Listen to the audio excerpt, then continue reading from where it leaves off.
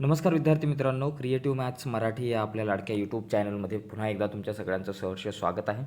इयत्ता 12वीचा निकाल जाहीर झालेला आहे. आता तो नेमका कोणत्या लिंकवरती बघता येईल आपल्याला, यावरती आपण चर्चा करणार आहोत. मित्रांनो, खूप इम्पॉर्टंट लिंक आहे. 3 लिंक मी तुमच्यासोबत आज शेअर करतो.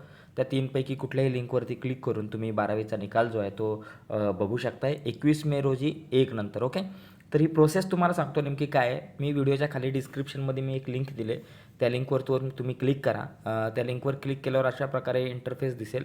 तुम्ही आपल्या वेबसाईटवरती याल. बघा 12वीचा उद्या निकाल पाहण्याच्या लिंक, आणि इथं खाली जर तुम्ही स्क्रोल करत जर आलात अशा प्रकारे बघा, थोडंसं खाली स्क्रोल करत आलात तर बघा इथं 3 लिंक तुमच्यासाठी दिलेल्या आहेत, पहिली, दुसरी आणि तिसरी. तर या 3पैकी तुम्ही कुठल्याही लिंकवरती क्लिक करून तुम्ही 12वीचा निकाल बघू शकता. आपण उदाहरणार्थ बघूयात.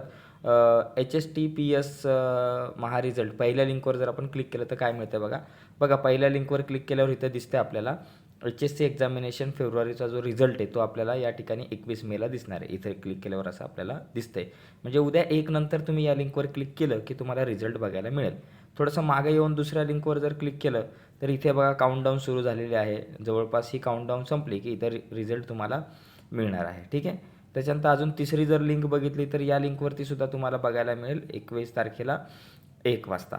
तर या 3ही लिंक खूप महत्त्वाच्या आहेत मित्रांनो. तर तुम्हाला या व्हिडिओच्या खाली डिस्क्रिप्शनमध्ये जायचं आहे. डिस्क्रिप्शनमध्ये गेल्यावर तुम्ही आपल्या वेबसाईटवरती याल आणि अशा प्रकारे इथं खाली स्क्रोल करत आलात तर इथं खाली ज्या काही लिंक आहेत 3, त्यापैकी कुठल्याही लिंकवर क्लिक करून तुम्हाला इयत्ता 10वीचा बोर्डाचा 12वीचा जो बोर्डाचा निकाल आहे उद्याचा, तो तुम्हाला बघता येईल. ओके मित्रांनो, व्हिडिओ आवडले असेल तर व्हिडिओला लाईक करा. नवीन असाल तर चॅनल सबस्क्राईब करून त्या बाजूला असलेलं बेलचं बटन दाबायला विसरू नका. बाय मित्रांनो, धन्यवाद सर्वांना.